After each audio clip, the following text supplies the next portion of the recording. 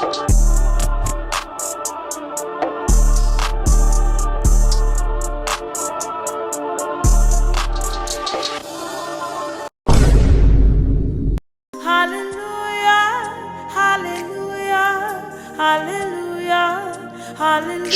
Mubarakuth, Mishpaka, peace and blessings, family. In this video, let's just talk about Psalms 82, okay? Now, I hope you enjoyed that little clip that I put in the beginning. You know what I'm saying? It was telling an actual story of what is actually happening on the earth. Like, that there are beings who actually hate us, guys. There are beings who are actually jealous of us, guys. Y'all created them before he made us. Way before he made us. You understand? These are ancient beings who hate our guts because we have dominion over the world, over this earth. And they don't have any dominion over a square inch of the soil on this planet. And they are salty because of that. And that's why they want us dead. Psalm chapter 82. Most people think that this chapter is about the children of Israel. Most Israelites, if you go up to them and ask them, hey man, what's Psalms 82 about? Oh, that's about the children of Israel being gods. The reason why they believe this is because the New Testament, JC's inaccurate interpretation of scripture, he said that this is about the children of Israel. But any Torah only Israelite should accept that this is not about the children of Israel. We should accept that this is about the Elohim. The Elohim are the spiritual beings. This includes Yah, of course, and the Malachim, which are called the angels, the Seraphim, Ophanim, and Cherubim, the Watchers, the Erim, etc. The Erim are the Watchers. And then we have the Shakatim, the Destroyer. We have all kind of things. Those are what we call the Elohim. All right. They all have their own specific purpose. They all do their own specific thing. Those are the Elohim. Then you have the Elohim of the earth. And you might say, okay, in general, yes, the Israelite may be an Elohim. There are some examples of people being called Elohim in the Hebrew text, like the Judges, for example, or even in Psalm 45, just a woman's husband being referred to as her Elohim, because Elohim just means strength or power, right? But in general, in the vast majority of the scripture, except for those two scriptures that I just said, the vast majority of scriptures, Elohim is in reference to spiritual beings, right? It's just that simple. Now, that being said, it says, God standeth in the congregation of the mighty. He judges among the gods. This is talking about the divine council. The divine council is mentioned in several scriptures of the Tanakh. The most famous is in the very beginning of the book of Job, where you had all the angels before Yah in this court type setting, and you had Satan talking to Yah. Satan's job is to really test the hearts of man. He's called the Hasatan, which means the accuser. That's his purpose. He's the one who makes the accusation, and he's to test the accusation to see if it's true. Satan is not an evil entity. He's not a fallen. So we have to understand that before I make this video, because this video is basically about the fallen entities. Satan is not included. Satan is 100% righteous. Yah has never had a problem with Satan. Yes, in one scripture, Yah rebuked Satan, but rebuke simply means to correct. You know, you can rebuke your wife, you can rebuke your husband, you can rebuke your children. It doesn't mean that they're evil just because you rebuke them, right? It's just that Satan was, in this particular verse, he was, you know, trying a little too hard to accuse the high priest, and y'all was just like, okay, you know, you're doing too much right now, essentially. But Satan is not a bad guy. I know that sounds crazy to Christians, but yeah, Satan is not a bad guy. Anyway, he obeyed the voice of the Most High. Every time he's mentioned, he obeys the voice of the Most High. Anyway, Psalms chapter 82, right? I'm going to prove that it's not about Israel as I read. God standeth in the congregation of the mighty. The word mighty here is El, which in direct relation with spiritual beings. Maybe in every instance, it's referring to spiritual beings, okay? He judges amongst the gods, amongst the Elohim, okay? And he's speaking to the Elohim. He's speaking to the gods.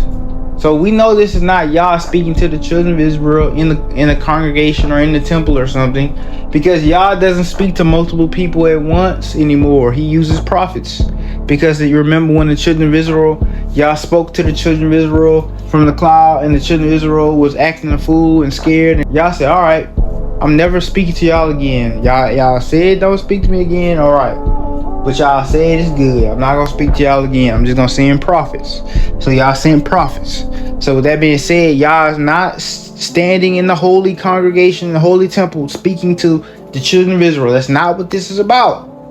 Anyway, he says, how long will you judge unjustly and accept the persons of the wicked?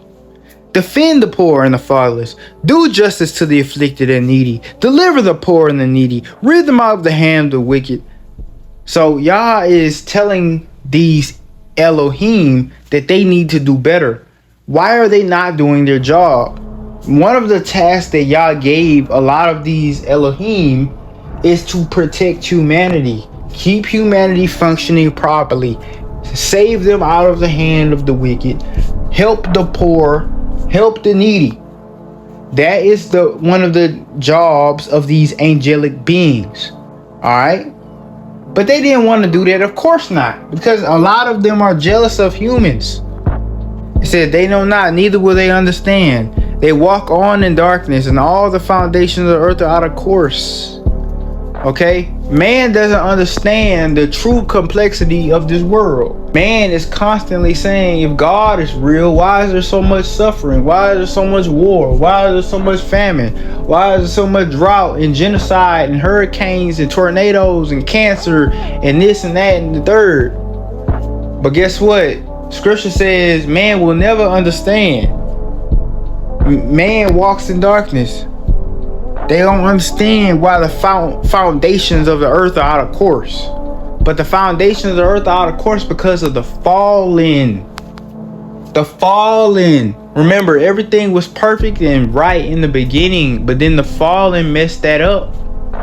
I want y'all to understand, man had no knowledge of evil in the beginning until the fallen came and taught man evil.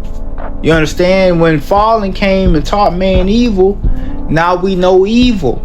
Before that, everything was supposed to be perfect. You understand? But the fallen said, I'm not going to let these people continue to have favor in the eyes of the Most High.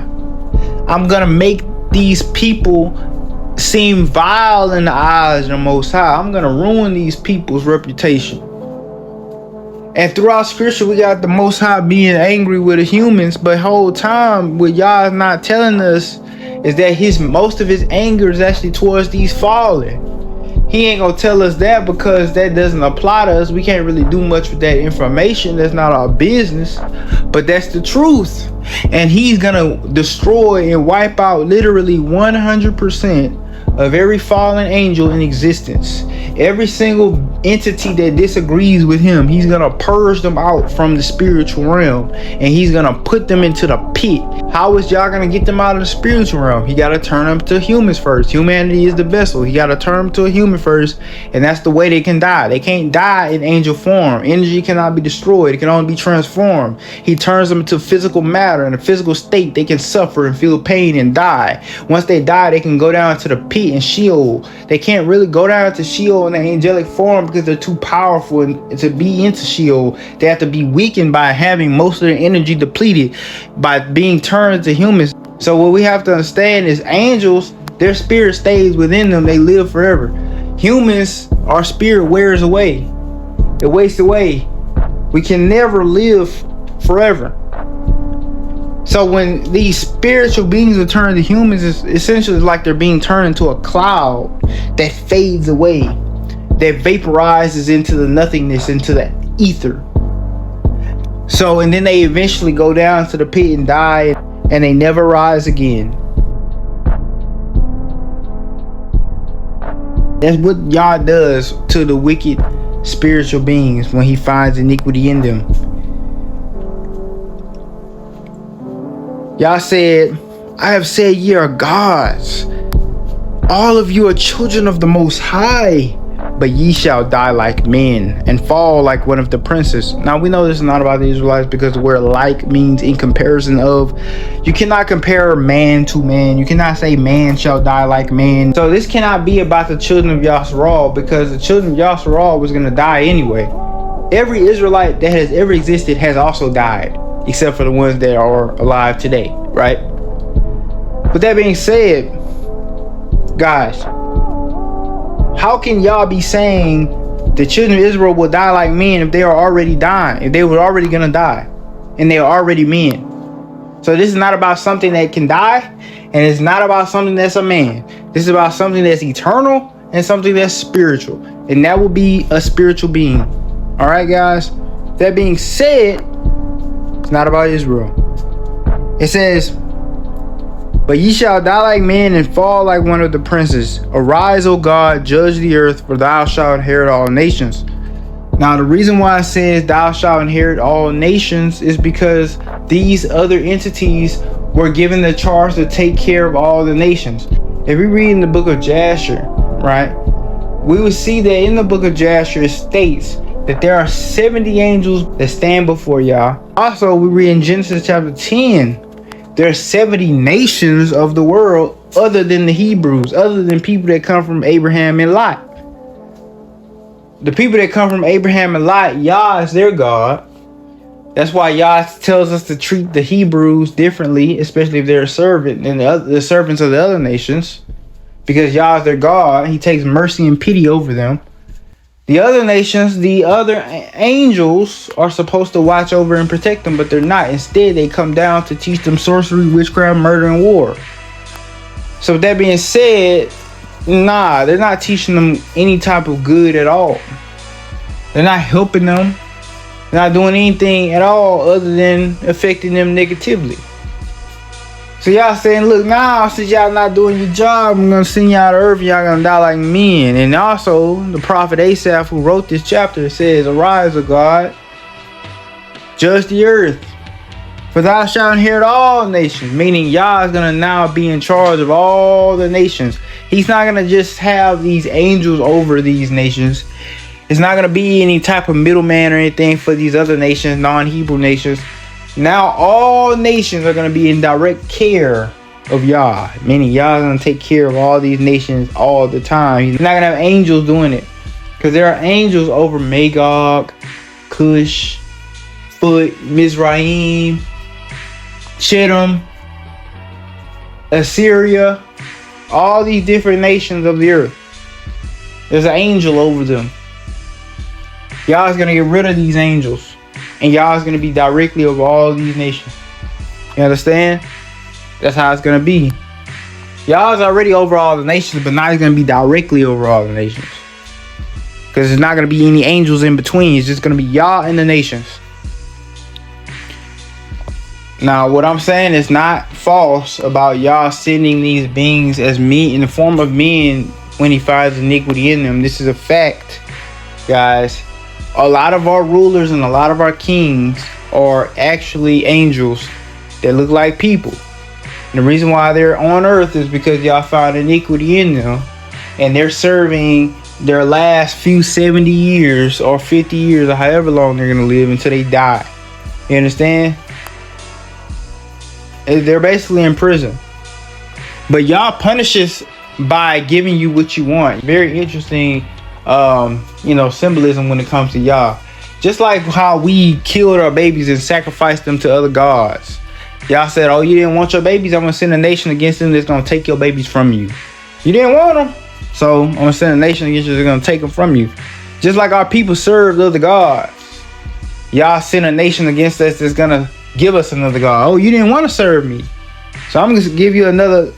I'm gonna give you another God, and this God definitely ain't gonna benefit you whatsoever.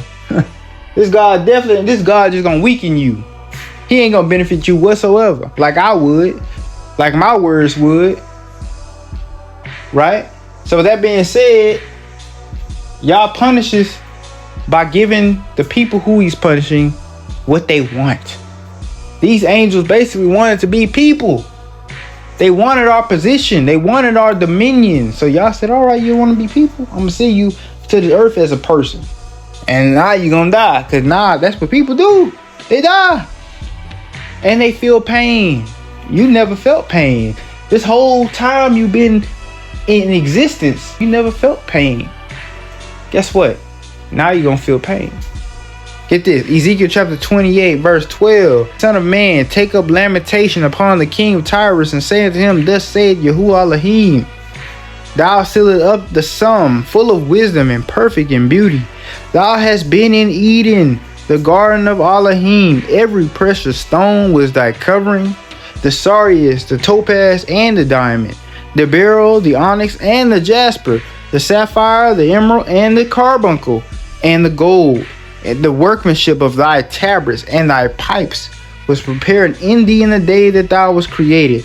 Thou art the anointed cherub that covereth, and I have set thee so. Thou wast upon the holy mountain of God. Thou walked up and down in the midst of the stones of fire. Thou wast perfect in thy ways from the day that thou wast created, till iniquity was found in thee. By the multitude of thy merchandises they have filled the midst of thee with violence, and thou hast sinned. Therefore I will cast thee as profane out of the mountain of God, and I will destroy thee, O covering cherub, from the midst of the stones of fire. Thy heart was lifted up because of thy beauty. Thou hast corrupted thy wisdom by reason of thy brightness. I will cast thee down to the ground. I will lay thee before kings, that they may behold thee. So this is what happened to the king of Tyre. King of Tyre actually was an angel before he was a king, and y'all sent him to the earth as a punishment, essentially, because now the king of Tyre is dead, and he's in the pit, and he's never gonna rise up again. You understand?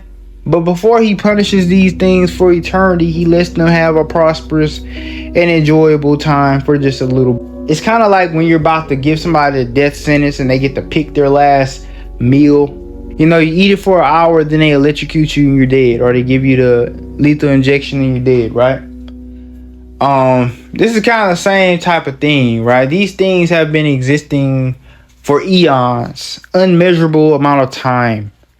But now they've been sent to earth 70 years. They get to live their dream and rule over humanity.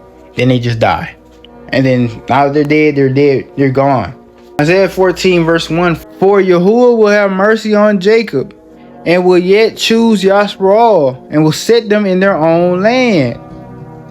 When has the kingdom of Israel ever went back to their land? They have never went back to their own land. That has not yet happened. Yeah, the kingdom of Judah went back to their land, but not Israel. All right. And strangers shall be joined with them, and they shall cleave unto the house of Jacob. When has that happened yet? That has never happened yet. And people shall take them, and bring them to their place. When has another people brought us to our place? That has not happened yet. And the house of Israel shall possess them in the land of Yahuwah for servants and handmaids. When have we ever been brought back to our land by another people, and then we ruled over the people? That has never happened yet.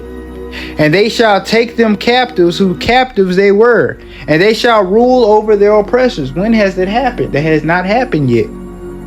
And it shall come to pass in that day, Yahuwah will give them rest from thy sorrow, and from thy fear, and from thy hard bondage. So with that being said, guys, this is really talking about in modern day. Yes, it's saying the king of Babylon, because like I keep telling y'all, Isaiah is talking to two generations at once.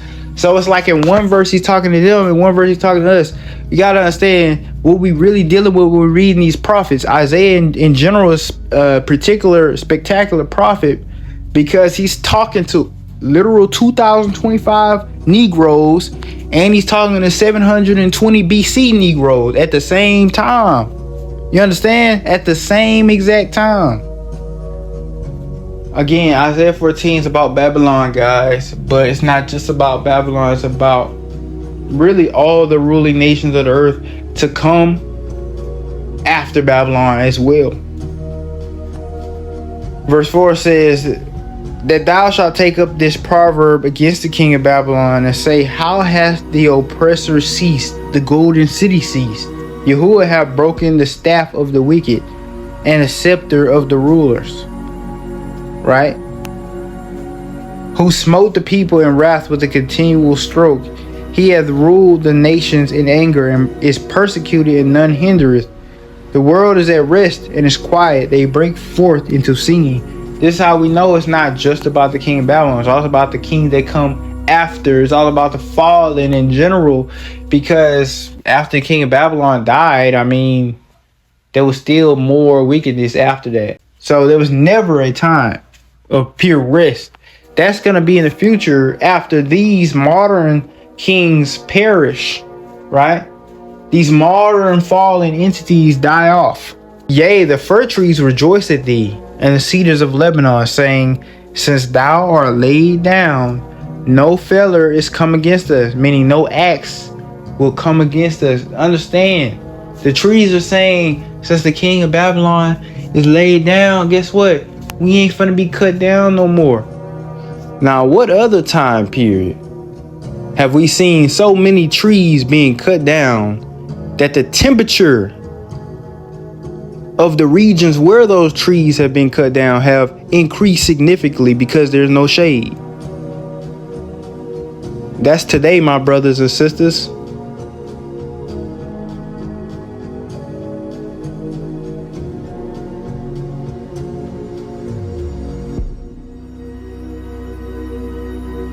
So we have to understand, when it says the king of Babylon, it's not just talking about the king of Babylon who existed in his physical body. It's talking about the fallen entities. Remember, it says, how art thou fallen from heaven? So it's talking about some type of angelic being that fell from heaven. Now, the angels that were over Babylon, because Babylon is no longer a kingdom, guess what? That angel is now over Europe. So let me break down exactly how I know this to be a fact. Yah said he will make a full end of all the kingdoms that oppressed us. He made a full end of Mizraim. Mizraim is few in number, he says, and it has basically been absorbed into the nation of Israel. Same thing with Assyria. In fact, Yah said Assyria and Egypt will be his people, dwelling in the same land, all calling upon Yah. Why? Because all of these people look alike, live in the same region known as the American South. All right. And they all worship Yah. A lot of the people in our community, Torah only community, believe it or not, man, some of us are Mitzrayim, some of us are Assyria. But that's okay. Yah said all these will become his people. But the thing about Babylon, though, Babylon got absorbed into Europe. Because when we read Jeremiah 50, waves from the north, people even farther north of Babylon, we're talking about Scandinavian territory, will come down, make war against Babylon, take captives and scatter Babylon. And before that, Alexander the Great and the Ptolemies went to Babylon, made war with Babylon, took captives and brought those captives back to Greece. And that's why we find Anishinaabe, Canadian, Indian, mitochondrial DNA in Greece and Turkey. How do we have Canadian DNA in Greece? Very popular in Greece, by the way, because Alexander the Great was taking Canadian women and bringing them to Greece, and they multiplied in that region. So then also the Vikings took male captives and female captives, and they brought them back into places like Finland, Norway, Sweden, and Ireland. So in those territories, we see Y DNA haplogroup A. in those regions in low concentrations but existing populations. Now, you have to ask yourself, how did haplogroup A get in Northern Europe when haplogroup A otherwise is only found in isolated pockets of Africa? We're talking about Omo Valley Ethiopians, South Sudanese, and Khoisan hunter-gatherers. These people weren't even involved in the slave trade, and Northern Europe wasn't involved in the slave trade either. So how did haplogroup A get to Northern Europe? Because Northern Europe was dealing with Babylon. Babylon came from Kush. So, and Kush also carried haplogroup A.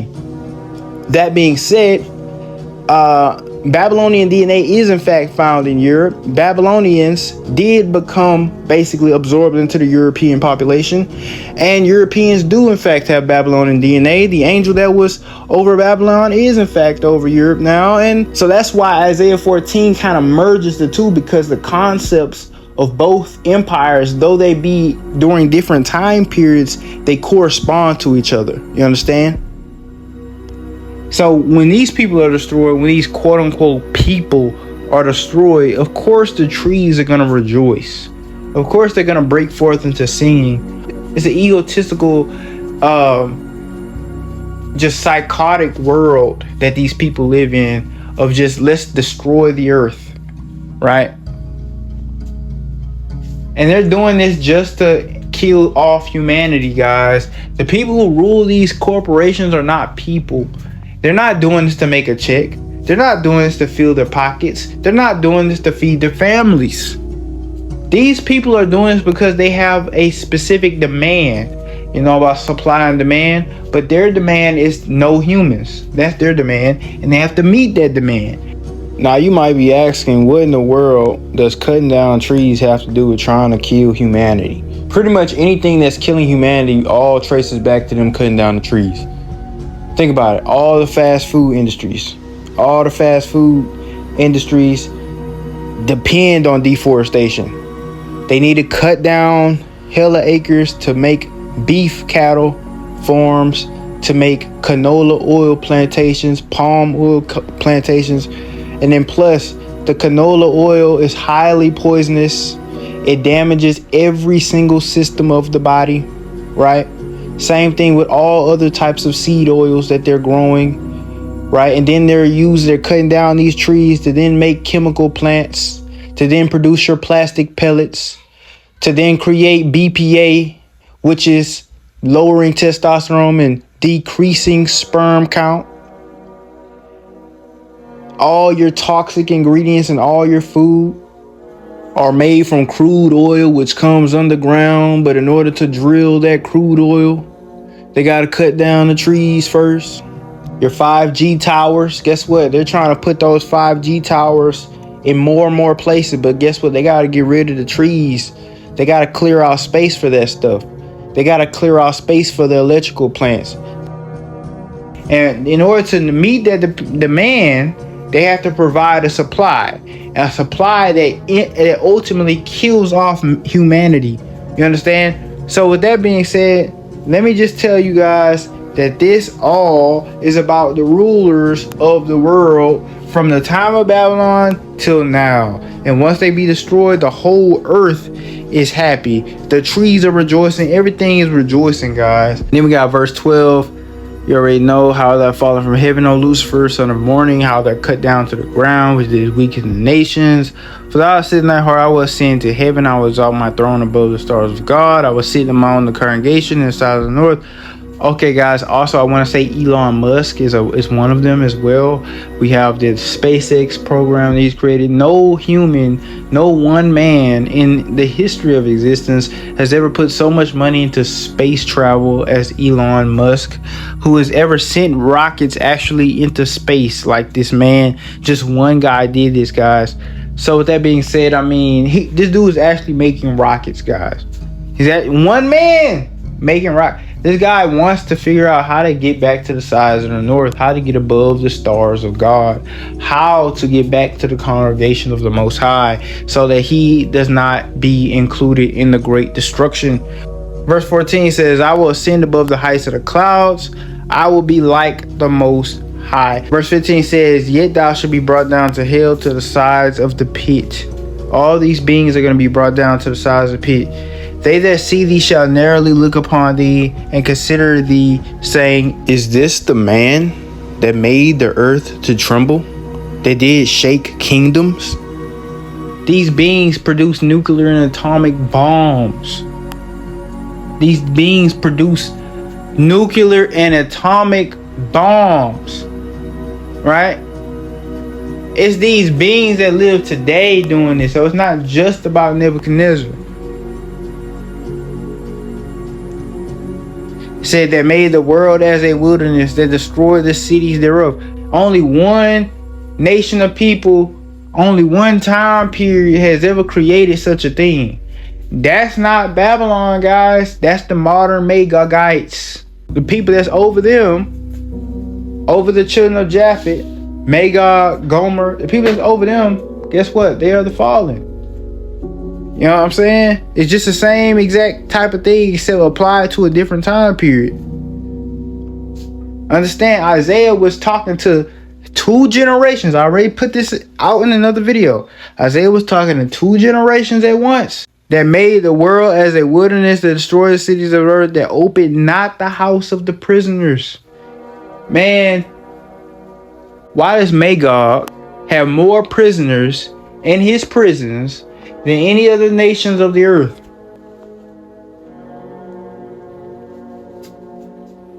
Why does it have more innocent people in his prisons? And also, why does Magog let the actual wicked people walk free, but put the innocent people behind bars for years and years and years?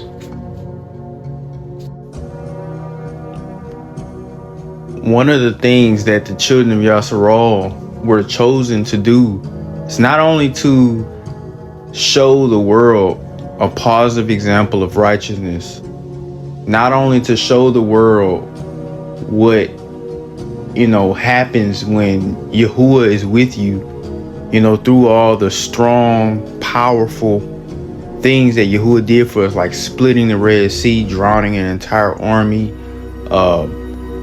making the sun and moon stand still so we can destroy our enemies, etc., etc. All the things that Yah did that people will say are impossible, but Yah managed to do it because he was with us. When the nations see this, they're going to want to cleave to Yah as well.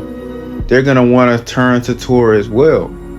And that's one of the reasons why we was called to be a light to these people. The truth of the matter is that's not the only reason.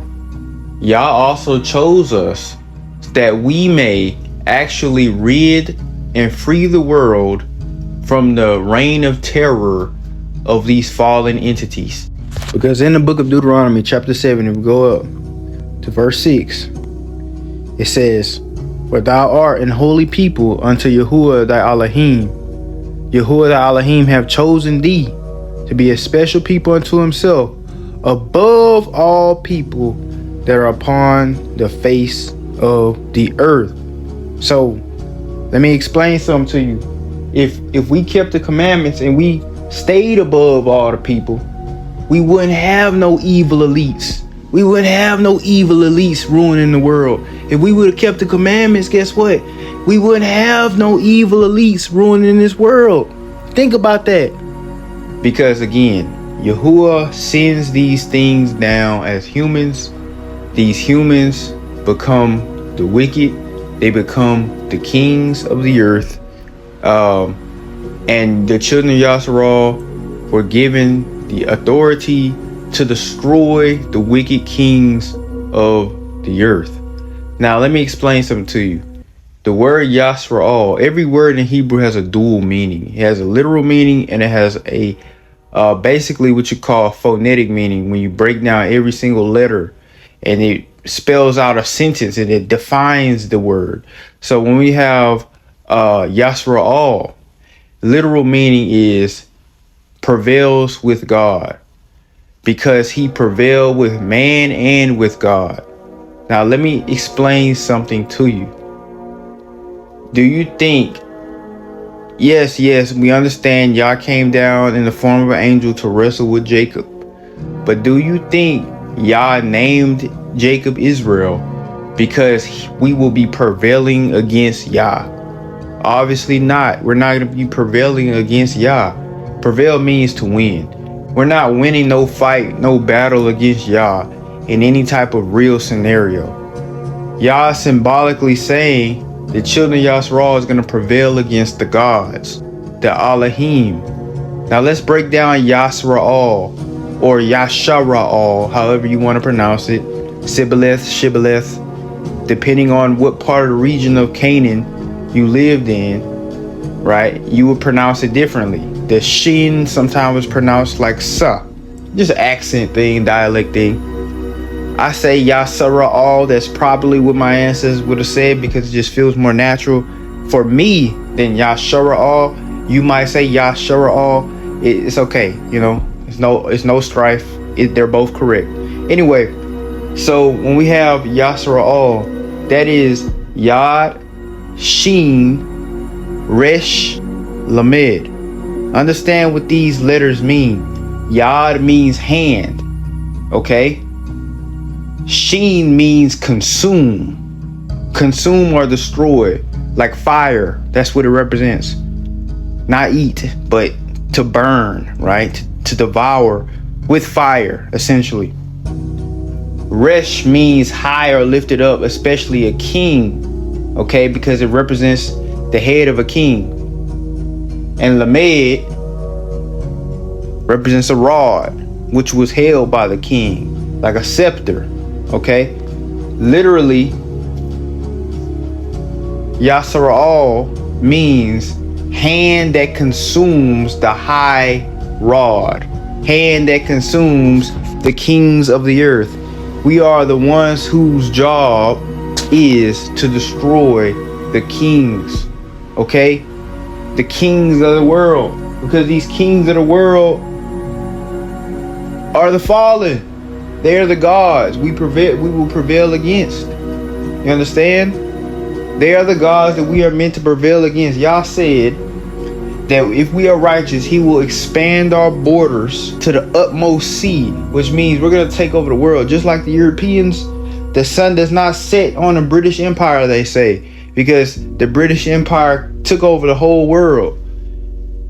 That was supposed to be us. I hope you guys understand that. If we would have stayed in righteousness, we would have took over this whole world. And all the wicked kings of the world who channel and communicate with these fallen deities, cause humans to worship them and burn their babies to them, we would have destroyed those kings. We would have showed the world the light of Yah. We would have established Torah on high to the nations. Do you guys understand that? That was what we were supposed to do. Deuteronomy 7:20. Moreover, Yahuwah thy Elohim will send the hornet among them. He's talking about the Canaanite.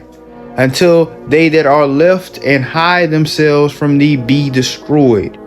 Thou shalt not be frightened at them, for Yahuwah thy Elohim is among you, a mighty Elohim and terrible. And Yahuwah thy Elohim will put out those nations before thee little by little. Thou mayest not consume them at once, lest the beasts of the field increase upon thee. But Yahuwah thy Elohim shall deliver them unto thee, and shall destroy them with a mighty destruction until they be destroyed. And he shall deliver their kings into thy hand, and thou shalt destroy their name from under the heaven. There shall no man be able to stand before thee until thou have destroyed them. You understand? Verse 25, the graven images of their gods ye shall burn with fire. Thou shalt not desire the silver or the gold that is on them, nor take it unto thee, lest thou be snared therein, for it is an abomination to Yahuwah the Elohim. Now what we have to understand is that we were commanded to destroy these kings of these Canaanites and destroy their idols, that their idols may not be remembered, that their kings may not be remembered. Now this is all important because these beings, y'all sending them down to this earth, essentially his original plan is so that they can be destroyed by us. Y'all cause us his weapon of war, his battle axe. He sends us to do his dirty work, just like David. destroy all y'all's enemies round about, that his son Solomon dwelt in the land in peace, ruled over the nations at rest.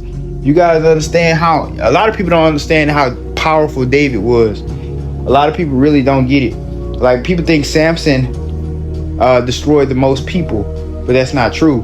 It would have been David. David would have had hundreds of thousands of bodies.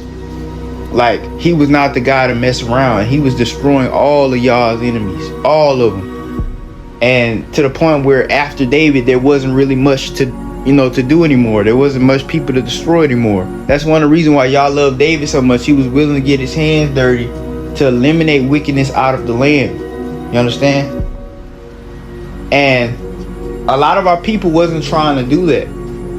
A lot of our people wasn't trying to do that. They was trying to actually take the customs of these heathen nations into their own homes, worship their gods, do witchcraft, and speak to their gods through divination, and sacrifice their children to these gods for prosperity. And these ideas spread around the world. At first, these entities was only dealing with a few nations, right? The Mesopotamians. That's why we had the sorcerers of the Chaldeans. They were dealing with the Egyptians. That's why we had the magicians of Mitzrayim, right? And then they were dealing with the Canaanites. That's why we see all the sorcery and witchcraft and child sacrifice and the giants and all this other stuff that was in the land of Canaan. Because the fallen were dealing with those three nations for the most part. But the thing about the Canaanites is the effect of the Canaanite worship of these beings was a lot worse than all the other options, right? A lot worse than Mizraim, a lot worse than Mesopotamia. Reason why is because Canaan was literally doing all kinds of abominations that the fallen were teaching them. And Yah said, okay, look, this stuff is gonna spread. This stuff is gonna spread. I don't want this stuff to spread. We gotta blot these people out from the face of the earth. And that was a really good thing. It's like stopping a virus before it spread. But we didn't really want to destroy the Canaanites. We didn't really obey that. Instead, what we did is we took their ways into our own households, and as we became scattered around the world, we did their practices. That's why we, children of Israel, black people, if we go back far enough in our ancestry, we'll get to somebody who was actually sacrificing their children. Children of Israel who were in America, we're talking about the American Indians, guys. There's so much documentation of black American Indian tribes sacrificing children to their gods. Okay, that's an actual thing that happened, sacrificing people and cannibalizing as well. And we see the same thing with Yoruba Nigerian tribes, guys. So with that being said, the children of Israel took these abominable practices and they started to adopt them. And guess what? We spread that stuff throughout the world. Where do you think Illuminati and all this other stuff come from? How you think the elites know about adrenochrome and all this other? Man, that was stuff that was taught by the fallen to the Canaanites. This is one of the reasons why y'all said do not consume blood, because that's something the Canaanites do, and that's one of their rituals. You know what I'm saying? And what do the elites do? Consume blood, consume human blood. Man, them elites are not people, because no human would think that that's okay. This is what y'all have to understand. Okay? They traffic children, scare the F out of these children, take the adrenochrome out of their adrenal glands and out of their brain, and they literally drink their blood. It's not a joke. It's some real stuff. And these people probably would not have even known about that if we would have really destroyed, these people like we were commanded to. But David had to do all the work himself. Most of the other people wasn't willing to do that. King Saul spared Agag, the king of Amalek. Agag was the main guy that y'all wanted to cut off from Amalek. But King Saul spared Agag. He let him live, and he destroyed the kingdom. He destroyed the cities of Amalek, but he let the king live. And this would really piss y'all off, because y'all was like, man, y'all are supposed to destroy their king specifically because these are the fallen. I'm trying to get these people cut off to free the world from these guys. You see what I'm saying? And then he was trying to sacrifice their cattle. Don't sacrifice their cattle. They were having sex with those cows and those goats and those sheep. You're trying to sacrifice that to me? They was doing that. That's a ritual that all the people of the land were doing, because they were being taught by the fallen that these are things that they should do. All types of wickedness, man. And people didn't even realize exactly what was going on. People were doing, they were leaning on their own understanding, so they decided to not obey the voice of Yah. But if they would obey the voice of Yah and completely blotted these people out from existence, the world would be a lot better place, because certain aspects of knowledge would not even exist right now in this modern world. They wouldn't know about adrenochrome and all this other stuff. Witchcraft and divination. How the heck do our people know about that? How the heck do the children of Israel in Haiti, New Orleans, Africa, Jamaica, the Bahamas, how do we know about voodoo, and how do we know how to do that? How do we still know how to do that? We've been doing that stuff for thousands of years, and we learned that from the Canaanites. And you don't think our oppressors learned that from us eventually? They had us as slaves. You don't think we taught them some things? And then now they using it on us? Yo, you guys got a peep game. Now they using that stuff on us. So with that being said, if we would have just not took on their practices, a lot of things would have been better for us.